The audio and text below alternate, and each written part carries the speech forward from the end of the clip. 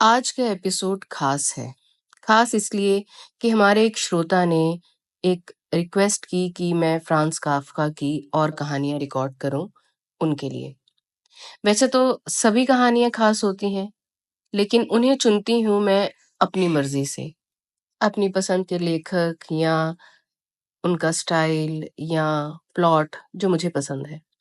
लेकिन जब आप कहते हैं कि फलां कहानी या फलां लेखक का एक स्पेशल एपिसोड लेकर आइए, तो वो ऊर्जा ही अलग होती है। तो इसीलिए आज मैं लेकर आई हूँ फ्रांस काफ्का की कहानी द कंट्री डॉक्टर का हिंदी अनुवाद ग्रामीण डॉक्टर। उम्मीद करती हूँ कि आपको ये पसंद आए। मैं बड़ी असमंजस की स्थिति में था। मुझे एक आवश्यक यात्रा पर जाना था। 10 मील दूर एक गांव में गंभीर रूप से बीमार एक मरीज मेरा इंतजार कर रहा था। घने बर्फानी तूफान ने उसके और मेरे बीच के विस्तृत स्थानों को भर रखा था। मेरे पास एक टमटम था, बड़े पहियों वाला एक हल्का टमटम। ग्रामीण लड़कों के लिए ये एकदम उपयुक्त था। रोवे में लिपटा, हाथ में औजारों का थैला लिए, मैं आंगन में खड़ा यात्रा के लिए बिल्कुल तैयार था। लेकिन वहां कोई घोड़ा ही नहीं था, एक भी नहीं जो उसमें जोता जाता। मेरा अपना घोड़ा इस बर्फीली सर्दी की थकावट से रात में ही मर गया था। मेरी नौकरानी घोड़ा उधार लेने के लिए गांव में घूम रही थी। मुझे मालूम था ये निराश थी। मैं भी निराशा से वहीं खड़ा रहा और मेरे ऊपर बर्फ की परत मोटी ही होती जा रही थी, जिस कारण मेरे लिए चलना और मुश्किल होता जा रहा था। दरवाजे पर लड़की प्रकट हुई। मैं अकेली थी। उसने लालटेन लहराया। निस्संदेह इस समय ऐसी यात्रा के लिए कौन अपना घोड़ा उधार देगा। एक बार फिर मैं आंगन से गुजरा। मुझे कोई रास्ता दिखाई नहीं पड़ा। भ्रमित परेशानी की स्थिति में मैंने वर्षों पुराने निर्जन बाड़े के दरवाजे पर लात मारी। ये खुल गया तथा कब्जे के सहारे इधर उधर लहराने लगा। घोड़े की तरह की गंध बाहर आई। अंदर रस्सी के सहारे एक मध्यम लालटेन लहरा रहा था। उस छोटी सी जगह में मैं अपने पुट्टे के सहारे दुबके हुए एक आदमी ने नीली खुली आंखों वाला एक चेहरा दिखाया। क्या मैं नाथ हूं? अपने चारों हाथ पैर पर रेंगते हुए उसने पूछा। क्या जवाब दूं? मुझे कुछ भी समझ में नहीं आया। बस मैं झुककर ये देखने लगा कि इस बाड़े में और क्या है। नौकरानी मेरे बगल में खड़ी थी। आपको कभी ये पता नहीं होता कि अपने ही घर में आपको क्या मिलने वाला है, उसने कहा और हम दोनों ही हंस पड़े। देखो यहाँ भाई, देखो यहाँ, साइस ने कहा और शक्तिशाली पार्श्वों वाले दो घोड़े, जिनकी टांगें उनके शरीर से लगी हुई थी, उनके सिर अच्छी आकृति में ऊंट की तरह झुके हुए थे, कूल्हे की ताकत के सहारे किसी तरह अपने शरीर को सिकोड़कर दरवाजे के छिद्र से निकले, जो पूरी तरह भर गया था। शीघ्र ही वे खड़े हो गए। उनकी लंबी टांगें एवं शरीर घने निकले। इसकी मदद करो, मैंने कहा। इच्छुक लड़की तेजी से जोतने में साइस की मदद करने के लिए दौड़ी। मुश्किल से वह अभी उसके बगल में पहुंची ही थी कि साइस ने झपटकर उसे पकड़ा और अपना चेहरा उसके चेहरे के सामने झटके से ले आया। वह चिल्लाई और मेरे पास भागी। उसके गाल पर दांत की दो पंक्तियों के लाल निशान पड़ गए थे। गुस्से से मैं चिल्लाया, तुम इतने हिंसक क्यों हो? क्या तुम्हें चाबुक की मार चाहिए? तभी उसी क्षण ही पता चला कि वह तो एक अजनबी है। मुझे नहीं मालूम था कि वह कहाँ से आया और अपनी इच्छा से ही मेरी मदद कर रहा था, जबकि सबने निराश किया था। मानो उसे मेरे विचारों का पहले से ही आभास था और मेरी धमकी पर भी उसे बुरा नहीं लगा। लेकिन फिर भी स्वयं को घोड़ों के साथ व्यस्त रखकर उसने मेरी ओर देखा। तभी बोला, आ जाओ। और वास्तव में सब कुछ तैयार था। मैंने देखा कि एक जोड़ा आकर्षक घोड़ों का, ऐसा कि जिस पर मैं पहले कभी नहीं बैठा था, मुझे ले जाने के लिए तैयार था। मैं खुशी खुशी उस पर सवार हो गया। मैं हाँकूंगा, आपको रास्ते का पता नहीं है, मैंने कहा। जरूर, उसने कहा। वैसे भी मैं तुम्हारे साथ नहीं आ रहा हूं, मैं तो इसके साथ रुकूंगा। नहीं, चिल्लाते हुए वह घर के अंदर भाग गई, ये जानते हुए भी कि उसका भाग्य अपरिहार्य है और उसे इसका पूर्वाभास भी था। मैंने दरवाजे के जंजीर की आवाज सुनी। जैसे ही उसने उसे बंद किया, मैंने ताले के भीतर चाबी के घूमने की आवाज भी सुनी। इससे बढ़कर मैं ये नहीं देख पा रहा था कि किस प्रकार उसने प्रवेश द्वार की बत्ती बुझाई और आगे भागने के प्रयास में तथा स्वयं को पता ना चलने देने के लिए सभी कमरों की बत्ती बंद कर दी। तुम मेरे साथ आ रहे हो, मैंने साई से कहा, या मैं नहीं जाऊंगा। जैसा कि मेरी यात्रा जरूरी है, मैं लड़की को तुम्हें सौंप कर इसके पैसे अदा करने के लिए सोच भी नहीं सकता हूँ। जोर लगाओ, उसने कहा तथा अपनी ताली बजाई। टमटम तेजी से घूम गई, जैसे लकड़ी का बड़ा टुकड़ा पानी में घूम जाता है। मुझे अपने घर के दरवाजे के फटने की जैसी आवाज सुनाई पड़ी, क्योंकि साइस उसे धक्का मार रहा था। उसके बाद मैं तूफानी बहाव के कारण बहरा और अंधा हो गया, जिसने एक के बाद एक मेरी सभी इंद्रियों को बेकार कर दिया था। लेकिन ये सिर्फ कुछ क्षण के लिए ही हुआ। मुझे ऐसा लगा कि मानो मेरे मरीज के फार्म का अहाता ठीक मेरे आंगन के दरवाजे के सामने खुल गया हो। मैं पहले से ही वहां था। खामोशी के साथ घोड़े भी रुक गए थे, बर्फीला तूफान भी थम गया था। चारों ओर चांदनी फैली हुई थी। मेरे मरीज के माता पिता तेजी से घर से निकल कर आए। उसकी बहन भी उनके पीछे थी। मुझे टमटम से लगभग उठा लिया गया था। उनके भ्रमित उद्बोधन से कुछ भी समझ में नहीं आ रहा था। मरीज वाले कमरे में हवा लगभग ना के बराबर थी। उपेक्षित चूल्हे से धुआं निकल रहा था। मैं खिड़की को धक्का देकर खोलना चाहता था, लेकिन सबसे पहले तो मुझे अपने मरीज को देखना था। दुबला पतला, बिना बुखार, जुकाम, गर्मी के, खाली नजरों से, बिना कमीज के, वह पंखदार बिछावन से खुद जोर लगाकर उठा। अपनी बाहों को उसने मेरे गले में डाल दिया और मेरे कान में फुसफुसाया, डॉक्टर, मुझे मरने दो। मैंने कमरे में चारों ओर नजर दौड़ाई। किसी ने भी ये बात नहीं सुनी थी। माता पिता खामोशी से आगे की ओर झुके मेरे कुछ कहने का इंतजार कर रहे थे। बहन ने मेरे छोटे थैले को रखने के लिए वहां एक कुर्सी रख दी थी। मैंने थैला खोला और अपने औजारों को ढूंढना शुरू किया। लड़का अपने बिछावन पर से ही मुझे पकड़े हुए था तथा अपनी प्रार्थना याद दिलाना चाह रहा था। मैंने अपनी चिमटी उठाई, उसे मोमबत्ती के प्रकाश में देखा और उन्हें वापस रख दिया।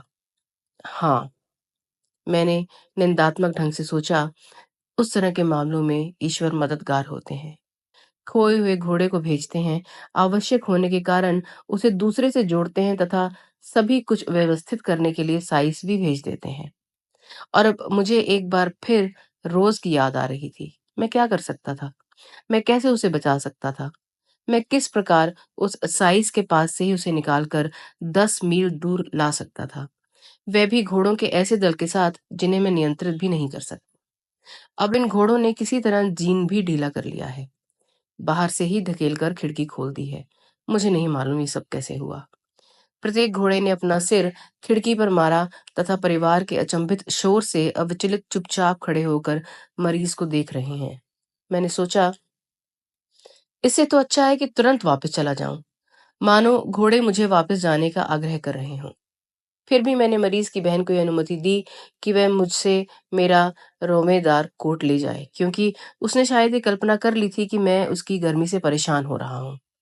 मेरे लिए एक गिलास रम तैयार किया गया। बूढ़े व्यक्ति ने मेरे कंधे पर थपकी मारी, एक परिचितपन का एहसास जो रम की इस पेशकश के अनुकूल था। मैंने अपना सिर हिलाया। बुजुर्ग व्यक्ति की सोचों की परिधि में घिरकर मैं बीमार महसूस करने लगा।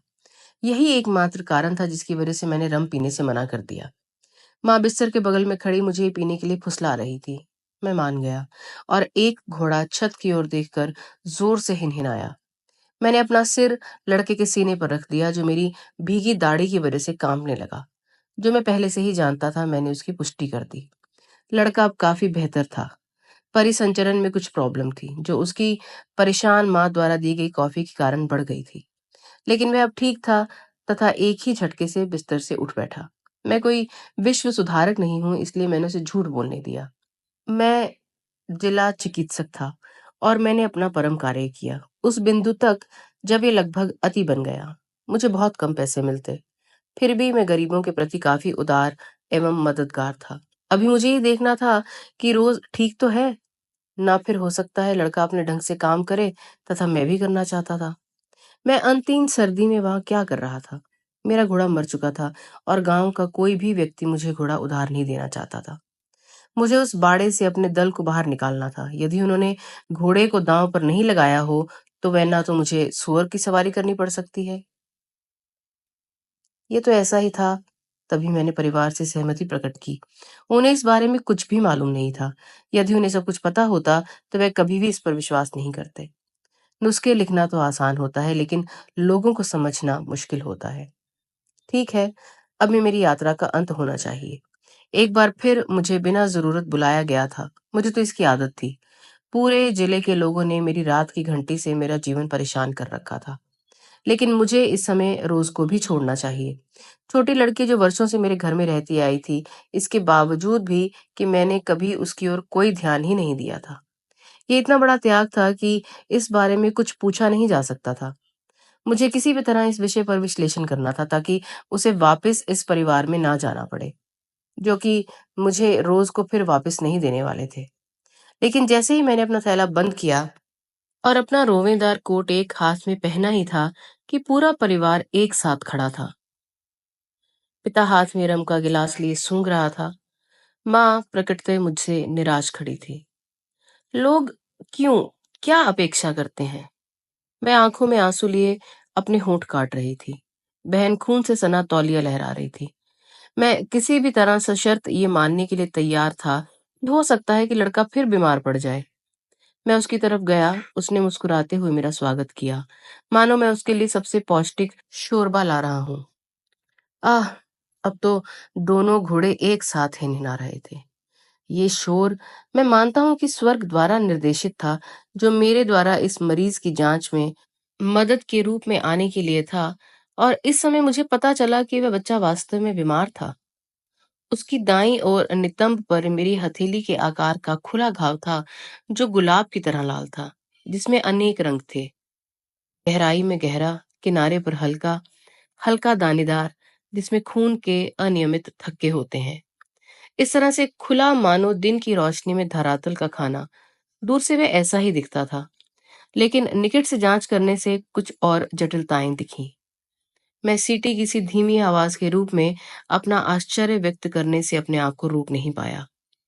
मेरी कनिष्ठ उंगली के जितने लंबे और मोटे कीड़े, देखने में गुलाब की तरह लाल, तथा शरीर पर रक्त के धब्बे, जिनके सिर छोटे और कई टांगे थी, घाव के भीतर कुलबुला रहे थे।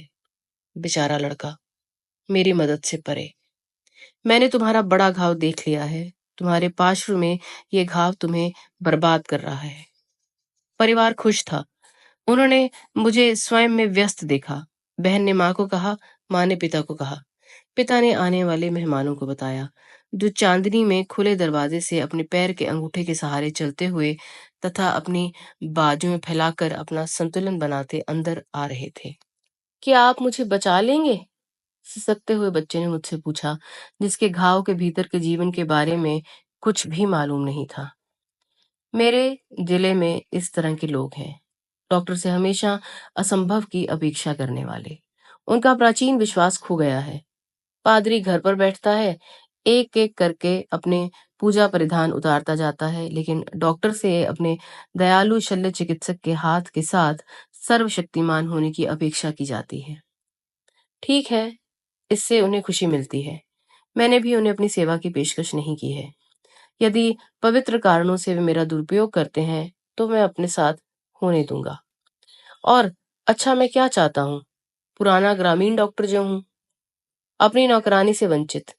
इसलिए वे सभी आए, परिवार तथा गांव के बुजुर्ग, और मेरे कपड़े उतार दिए। स्कूल की गायक मंडली शिक्षक इसके प्रमुख के रूप में घर के सामने खड़ी थी और इन शब्दों को बिल्कुल ही साधारण धुन में गाने लगी। इसके कपड़े उतारो, तभी ये हमारा इलाज करेगा। यदि वह ऐसा नहीं करे तो इसे मार डालो। केवल एक डॉक्टर, केवल एक डॉक्टर। तब मेरे कपड़े उतार दिए गए और मैं लोगों को चुपचाप देख रहा था। उंगली को दाढ़ी में डाले और अपने सिर को एक और झुकाए। मैं लगभग व्यवस्थित था और स्थिति के बिल्कुल अनुकूल, और वैसे ही रहा। यद्यपि इससे मुझे कोई मदद नहीं मिल रही थी, क्योंकि वे लोग मुझे मेरे सिर और पैर से पकड़कर बिस्तर के पास ले गए। घाव की ओर दीवार के साथ ही उन लोगों ने मुझे वहां लेटा दिया। उसके बाद सभी लोग कमरे के बाहर चले गए और दरवाजा बंद कर दिया। गाना बजना रुक गया। चांद बादलों से ढक गया। मेरे चारों ओर का बिस्तर गर्म था। खुली खिड़की से घोड़ों के सिर परछाई की तरह हिल रहे थे।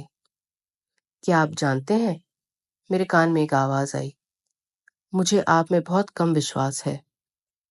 आपको ही यहाँ क्यों लाया गया है? आप खुद से अपने कदमों पर चलकर तो यहाँ नहीं आए। मुझे मदद करने के बजाय आप मृत्युशैया पर मुझे जकड़ रहे हैं। सबसे सही काम जो मैं करूँगा, आपकी आँखों को नोच लूँगा। ठीक है, मैंने कहा। ये शर्म की बात है और फिर भी मैं डॉक्टर हूँ। मैं क्या करूँ? मेरा विश्वास करो, मेरे लिए इतना आसान नहीं है। क्या मुझे इस क्षमा याचना से संतुष्ट हो जाना चाहिए? ओह! मुझे ज़रूर होना चाहिए। मैं इसमें कोई मदद नहीं कर सकता। मुझे हमेशा चीज़ें बर्दाश्त करनी पड़ती हैं। एक घाव ही तो मैं इस दुनिया में लाया। यही मेरी एकमात्र वृत्ति है। मेरे युवा मित्र, मैंने कहा, आपकी गलती है। आपका दृष्टिकोण व्यापक नहीं है और मैं हमेशा ही बीमारों के कमरे में रहा हूँ। मैं आपको बता दूँ, आपका घाव इतना बुरा नहीं है। संकरे कोने में कुल्हाड़ी के 2 प्रहार किए गए। कई तो उसकी ओर का प्रस्ताव देते हैं और जंगल में कुल्हाड़ी की आवाज़ शायद ही सुन पाते हैं। क्या वास्तव में ऐसा है या आप मुझे शायद बुखार के भ्रम में डाल रहे हैं? ये वास्तव में ऐसा ही है। किसी सरकारी डॉक्टर के सम्मान के शब्द पर विश्वास करो। उसने मान लिया और बेसुध लेट गया। लेकिन मेरे लिए सोचने का समय था कि मैं कैसे भागूं। घोड़े सभी अपने स्थान पर वफादारी के साथ खड़े थे। मैंने अपने कपड़े, रोवेदार कोट और थैला, इन सबको तेजी से इकट्ठा किया। मैं तैयार होने में समय बर्बाद करना नहीं चाहता था। यदि घोड़े उसी तरह भागते हुए जाते जिस प्रकार वे आए थे, तो मुझे उसके बिछावन से उछलकर तैयार हो जाना चाहिए। आज्ञाकारिता पूर्वक घोड़े खिड़की के पास से हट गए। मैंने अपना बंडल टमटम पर फेंका। रोवेदार कोट बाजू से खूंटी पर अटक गया। सब ठीक था। मैं उछलकर घोड़े पर सवार हो गया। ढीले ढाले लटकते जीन के कारण एक घोड़ा दूसरे से शायद ही बंध पाया था और पीछे टमटम घूम रहा था। मेरा रोवेदार कोट अंत में बर्फ में पड़ा था। दम लगाओ, मैंने कहा, लेकिन वहां तो हलचल ही नहीं हुई। धीरे धीरे बूढ़े व्यक्ति की तरह हम बर्फीले अवशेषों पर रेंगने लगे। हमें पीछे से नए लेकिन बच्चों के अशुद्ध गीत की आवाज आई। ओ सभी मरीज, खुश हो जाओ, डॉक्टर बिस्तर पर तुम्हारे बगल में पड़ा है। इस रफ्तार से तो मैं अभी भी घर नहीं पहुंच पाऊंगा। मेरा फलता फूलता काम बर्बाद हो गया। मेरे उत्तराधिकारी मुझे लूट रहे थे, लेकिन बेकार, मैं मेरी जगह नहीं ले सकता। मेरे घर पर वह घृणास्पद साइस उत्पात मचा रहा था। रोज उसका शिकार है। मैं इस बारे में और अधिक नहीं सोचना चाहता था। नंगा सर्दियों के इस सबसे अप्रिय ठंड में अनाश्रित पार्थिव गाड़ी, अपार्थिव घोड़े, मैं एक बूढ़ा आदमी आवारा भटक रहा था। मेरा रोवेदार कोट टमटम के पीछे लटक रहा था, लेकिन मैं इस तक पहुंच नहीं पा रहा था और मेरे फुर्तीले मरीजों के समूह में कोई भी एक उंगली नहीं उठा पाता। धोखा खा गया, धोखा खा गया। रात की घंटी पर झूठे अलार्म ने एक बार फिर उत्तर दिया, ये सही नहीं किया जा सकता, कभी नहीं। ये कहानी काफका की कुछ एक बेहतरीन कहानियों में से एक है। ये कहानी काफका की अद्वितीय शैली और दृष्टिकोण को दर्शाती है। मानवीय अस्तित्व की जटिलताओं को, अलगाव और निराशा की भावनाओं को दर्शाती हैं। ऐसे ही नहीं, काफका को दुखों का राजकुमार कहा गया। तो दोस्तों, आज की मुलाकात हम यहीं खत्म करते हैं। मैं हूं आपकी दोस्त रोशनी और जल्द ही आपके लिए लेकर आऊंगी एक नई कहानी। तब तक के लिए जुड़े रहिए।